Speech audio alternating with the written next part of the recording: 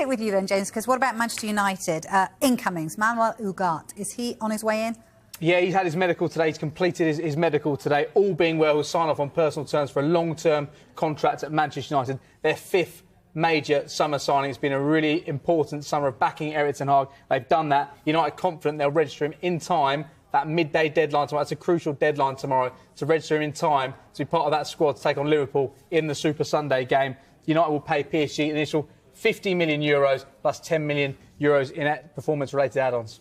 OK, Mark, we've seen some outgoings, haven't we? Some lovely pictures in Naples.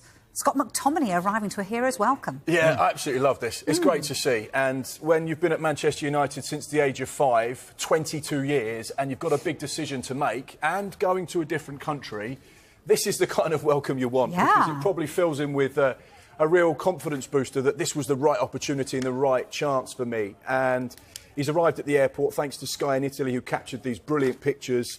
We know that he signed a significant deal there, and it brings to the end what's been a brilliant Manchester United career. Fans absolutely love him. He was huge for Ten Hag last season, and yeah, that's a £21 million deal with £4.2 million in add-ons should it happen. And I think he even gives fans a little thumbs up as he gets in the van there. Once he's safe in the van. Welcome. What a welcome, and great to see there. Really, really nice pictures there. Give a wave, and he does, look. There he is. Brilliant, and a thumbs up. So I'm fine after being mobbed by you all. What about Billy Gilmour? Will he enjoy those pictures and want to join his Scotland teammate? Well, everyone wants a welcome like that when you join a club. Yeah. Question about Jadon Sancho. Could he be a Chelsea player tomorrow, do you think? The latest information I've got, I was given 3 words by a contact: still in balance. Ooh. Now, Chelsea and Juventus are still pushing to sign Jadon Sancho. That much is clear. While Juventus are keen to sign Sancho, there's a growing feeling from the Juventus end that the player himself wants to go to Chelsea. Okay. Now, one source has indicated Chelsea prefer to sign him permanently, though all options are being explored, whereas Juventus, all they can do is a loan deal, a straight loan deal. United would also prefer to sell Sancho, but a loan deal cannot be ruled out either. Chelsea's move for Sancho, though, this is where it gets a little bit difficult, is likely to depend on them offloading players, notably Raheem Sterling, who is one of the players that they do want to offload. He's not got a future at Chelsea. Enzo Maresca has effectively said that. Now, Chelsea are trying to find agreements with various clubs to put to Raheem Sterling and say, we've got agreements with club X, Y and Z. Which one do you want to speak to and which one do you want to sort? He's not getting involved in that side of it at the moment. Chelsea are taking it upon themselves to try and sort out his future. Now, United are understood to be one of those clubs and are open to the idea of Sterling coming to Manchester United. However, they will allow, and this is where it is crucial, they will allow Jadon Sancho to leave Manchester United regardless of whether Raheem Sterling comes to Manchester United or not, because they feel that they are well stocked in the forward areas.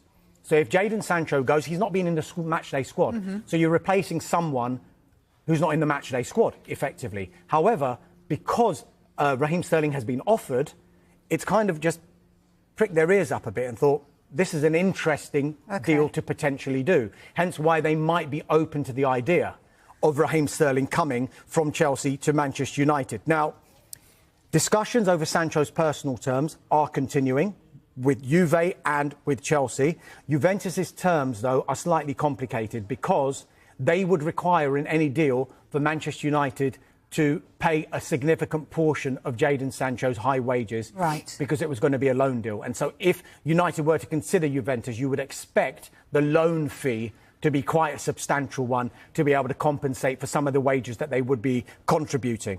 Sancho, though, has effectively got 3 years left on his contract. That means a loan can't be ruled out, simply because if they allow him to go on loan, he plays regularly for Juventus, for example, plays well for them, he'll come back with 2 years left on his contract at United and maybe a higher market valuation.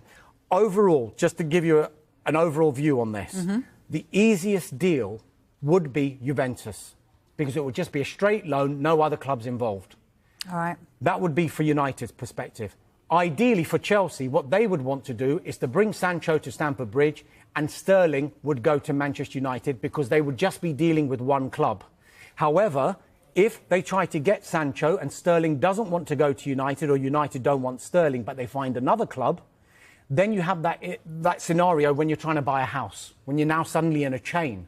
Now, if one of those chains break, then all of it could go. It collapses. It could do. So that's why Chelsea would, in an ideal scenario, Raheem would like you to go to United because we want to bring Jadon Sancho into the club. All options seem to be open at the moment, including Sterling staying at Chelsea, including Sancho staying at Manchester United. Goodness me. Keep an eye on Ivan Toney. We know that we will be talking about Ivan Toney every hour for the next 28 hours, whatever it is. We will be talking about him regularly. We know that he's not going to be involved this weekend for Brentford, whatever happens with regards to his future. He's into the final year. Premier League player, could do the business immediately. No gelling in period, no time to settle in West London. It could be perfect for Chelsea. The other player that is on their shopping list, but perhaps is very unlikely to happen at this stage, Aston Villa's John Duran. And one of the reasons being that Aston Villa would find it difficult to replace a player of his calibre at this late stage. So they're the 4 names that we understand to be on Chelsea's shopping list, and in the order that we've discussed them as well. So, yeah, there are other players they're looking at. OK, and James, I want to bring you in here. If Toney doesn't go to Chelsea... Well, Brentford are preparing for that. The fact that Ivan Toney could see out his contract at Brentford. That is why this was felt like the summer, that they could get money for him, because there's a danger he leaves for free next summer. There's a danger he signs a pre-contract agreement with a European club in January as well. Now, Osimhen's decision about whether he wants to go to Chelsea or Al Ahly, that will have an impact on Ivan Toney as well, because if Al Ahly don't get Osimhen, then they may push harder to get Ivan Toney. And as Dame said, the Saudi window closed on Monday, so they still have some days to do business, which may explain what Thomas Frank says. We'll hear from him in 1 second. He's not featured in any of the matchday squads so far this season. Gail Davis spoke to him today for us for Sky Sports News and tried to get a line. He's been very difficult to pin down this week, Thomas Frank, but here is what he's had to say about his star man, Ivan Toney. I can say that Ivan will not play on Saturday. And I can say that I'm very happy to speak about the players that played last night, or the players that will play tomorrow. Ivan is training well and in good spirit, and I'm happy to ask more questions about Ivan next time we're sitting here. Alan Shearer tells Man United who they need to target in final hours of transfer window. Manchester United have been linked with a move for Brentford's Ivan Toney this summer, but the Bees striker remains in West London with less than 2 days of the transfer window remaining. Alan Shearer believes Manchester United should look to sign Brentford striker Ivan Toney before the end of the transfer window. Toney has been left out of each of the Bees' matchday squads so far this season, as Thomas Frank prepares for the forward to be sold before the end of the month. The 28-year-old has entered the final year of his contract and shown no inclination to extend his deal. The ex-Peterborough United star has been linked with Arsenal, Manchester United and Chelsea in recent months, but no offer has appeared forthcoming. Recent weeks have opened up the possibility of a transfer to the Saudi Pro League. Newcastle United legend and BBC pundit Shearer believes Toney would immediately improve the Red Devils. The Premier League's top goalscorer reckons that ensuring Bruno Fernandes and Mason Mount do not have to play as false nines during the absence of Rasmus Højlund will be beneficial. I like Ivan Toney, Shearer told Betfair. I think he can do a really good job for someone. He's an excellent player. Obviously, he knows the Premier League, he knows what it's about, and he's proven at that level. He's an England international too. He only has 1 year left on his contract, and I understand why some players would want to go to Saudi Arabia. But for someone like him who's in the prime of his career, he's got another 4 or 5 years ahead of him, and I would hope that he stays in English football because I think he has a lot to offer. I am slightly surprised that Man United haven't inquired about him. Maybe they have, maybe there's something brewing behind the scenes that we don't know about, but I think he'd do pretty well at Old Trafford. I thought they were poor in forward areas against Brighton, and without Højlund, I know they've signed Xerxes, but they're playing Bruno Fernandes and Mason Mount as 2 false nines, and up to now, I'm not sure that's worked for them.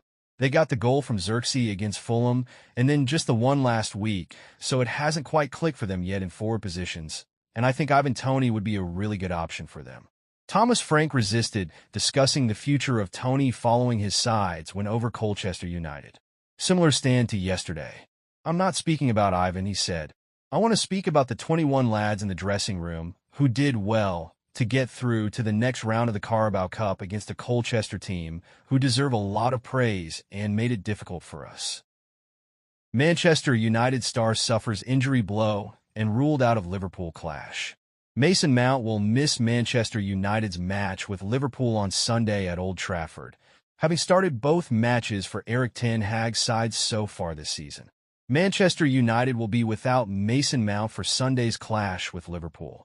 Mount has started both Premier League matches so far this season for Erik ten Hag's side, but will be unavailable for the meeting with their fierce rivals at Old Trafford. He had been forced off at halftime of Saturday's loss to Brighton in a move that Ten Hag had hoped would merely be precautionary. But Mount, who saw his debut season with the club wrecked by injury last term after his $55 million switch from Chelsea, has confirmed that he is now sidelined again and won't be back until after the September international break. During the last game, I picked up a minor muscle issue, Mount wrote on Instagram. I've had it checked, and it looks like he'll be out for a few games. Leading up to and during preseason, I worked hard to get my fitness back